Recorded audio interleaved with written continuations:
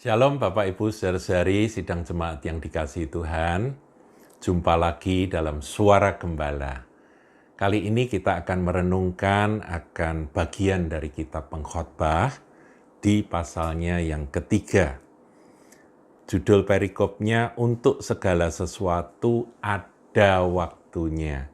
Saudara, memang kita ini berjalan seiring waktu, ya.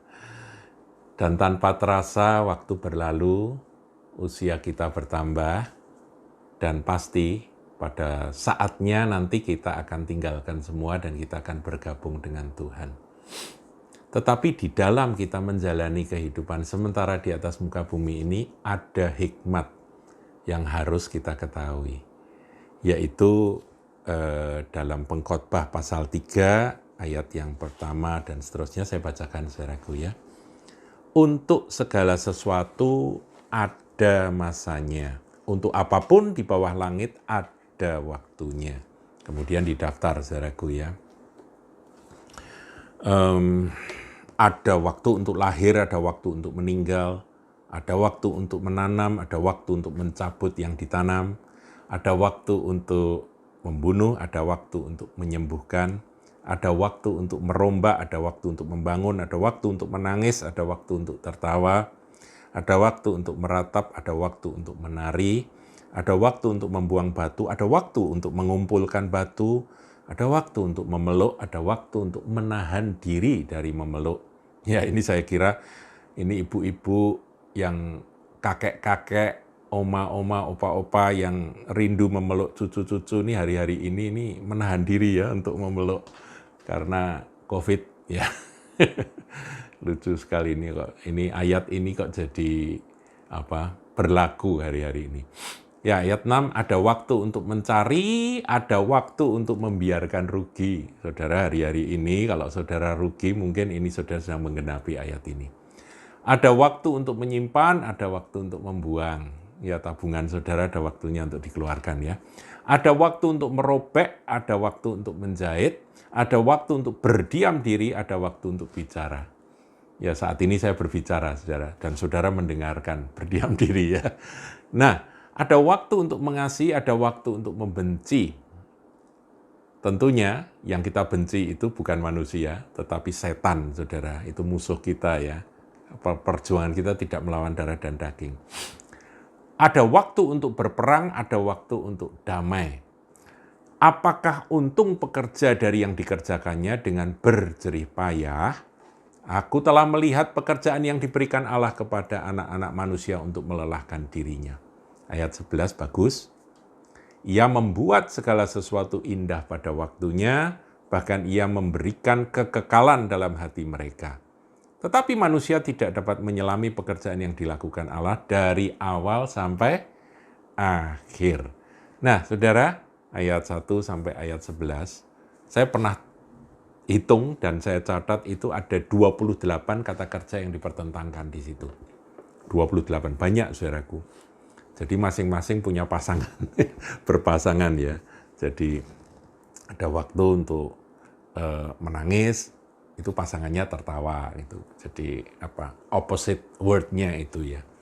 Nah, saudara, ini membuat kita sadar bahwa segala sesuatu itu berubah, saudara. Yang ada di atas muka bumi ini sementara dan berubah. Segala yang kelihatan ini sementara, ya, kata firman Tuhan yang ditulis oleh Rasul Paulus. Dalam 2 Korintus 4 ayat 18, dikatakan segala sesuatu yang kelihatan itu sementara. Yang hari ini ada, besok bisa tiada. Yang hari ini senang, besok bisa menangis. Yang hari ini jaya, besok bisa bangkrut. Jadi terjadi perubahan-perubahan karena semuanya ada di dalam kesementaraan. Oleh sebab itu, saudara, kalau menghadapi perubahan-perubahan, jangan kagetan, jangan gumunan, ya, jangan terheran-heran dan jangan terkejut-kejut, saudara. Mari kita menanggapi akan perubahan-perubahan dalam hidup itu dengan datang kepada Tuhan dan menyadari bahwa memang hidup ini berubah. Ya, kalau ada senang, nanti ada susah. Tapi kalau ada susah, nanti juga bisa berubah jadi senang. Kalau kita ada di dalam Tuhan, maka kita dijamin apapun yang kau alami, engkau tetap dalam kasih karunia dan perlindunganku. Itu yang terpenting, saudara. Nah, kemudian saya ingin sedikit mengajak saudara merenung ayat yang ke-10. Aku telah melihat pekerjaan yang diberikan Allah kepada anak-anak manusia untuk melelahkan dirinya. Jadi manusia itu bekerja dan lelah. Dan sebetulnya lelah itu nggak jelek, saudara. Sebab enak tidurnya orang yang bekerja, kan? Itu kata Amsal, bagian yang lain. Jadi kita lelah itu ada baiknya, tapi jangan terlalu, ya jangan terlalu berlebih-lebihan sehingga terlalu melelah-lelahkan diri.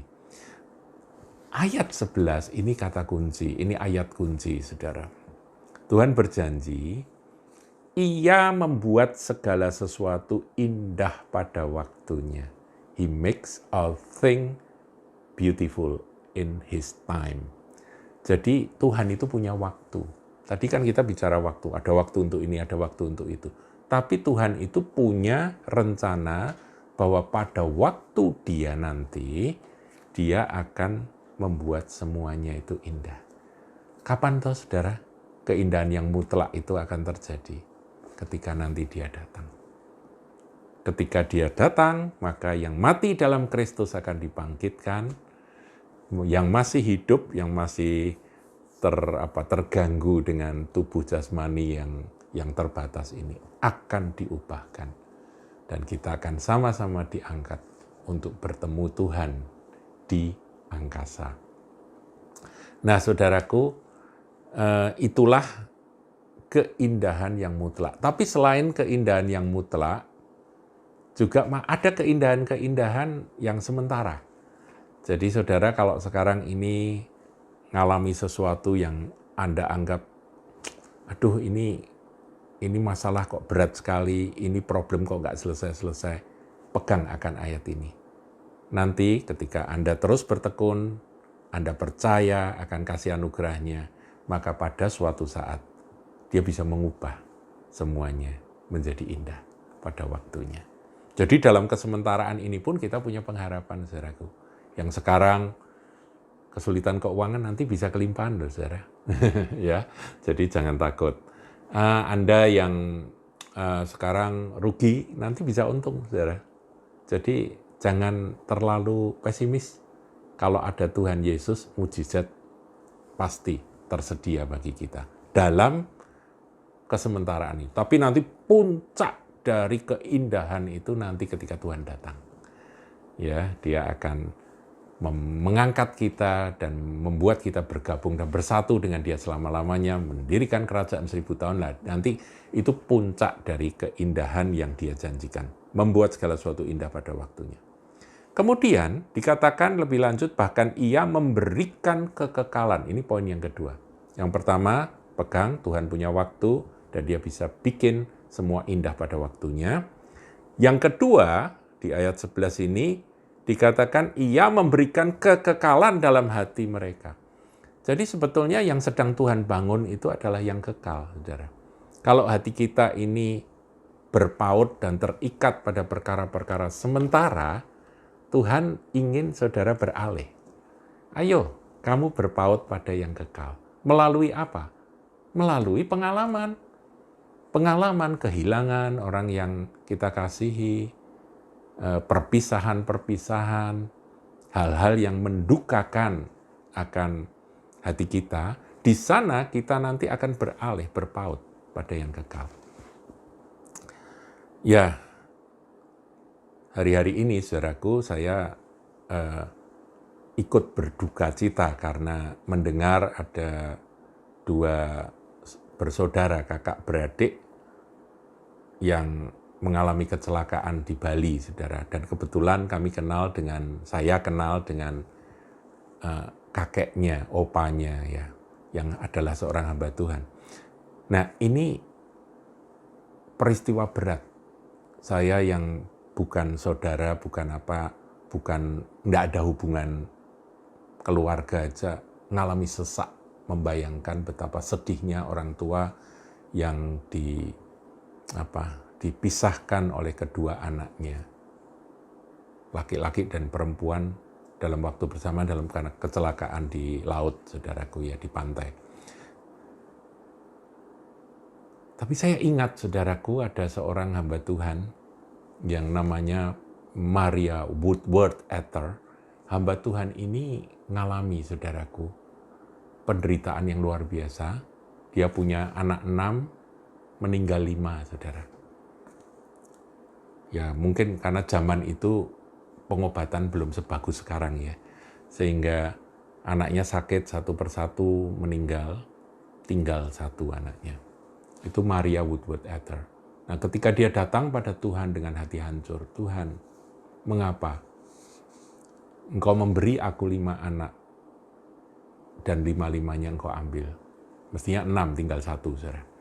Yang 5 ini kenapa Engkau ambil? Jawaban Tuhan sederhana.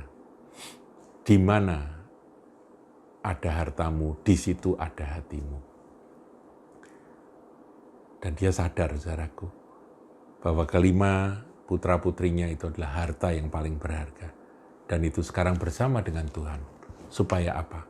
Supaya hati yang juga melekat pada surga, di mana anak-anaknya ada di sana, itu dibangun, ditetapkan, ditancapkan di dalam hati dari Maria Woodworth Ether.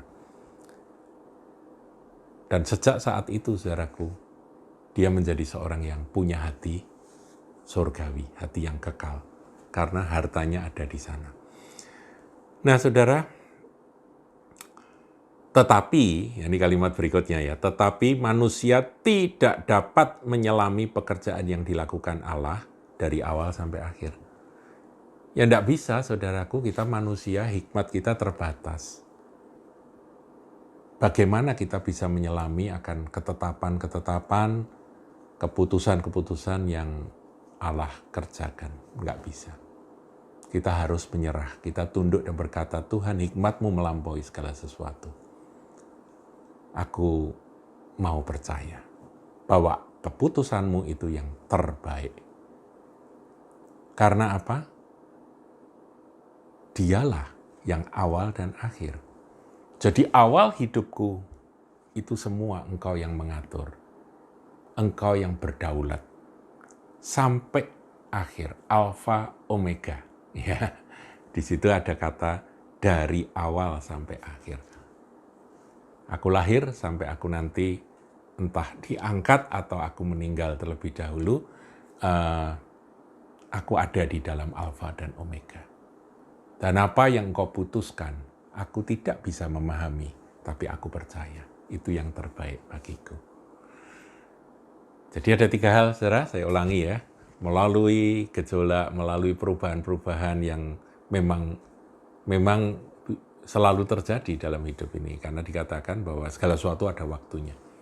Pertama, dia akan menjadikan semua indah pada waktunya. Percaya itu. Baik dalam kesementaraan, Tuhan bisa buat indah. Dan tentunya puncak keindahan itu nanti ketika dia datang untuk kali yang kedua. Dan yang kedua, kita percaya bahwa ada rencana tujuan Tuhan supaya membuat hati kita itu surgawi. Kekekalan dalam hati, eternity in their heart gitu ya. Kekekalan di dalam hati. Kemudian yang ketiga, yaitu dia Alfa Omega. Jadi saudaraku, kalau engkau ada di dalam Kristus, maka apapun yang terjadi, engkau tetap di dalam Dia. Meskipun kita tidak memahaminya. Saya kira itu pesan suara gembala pada saat ini. Tuhan Yesus memberkati.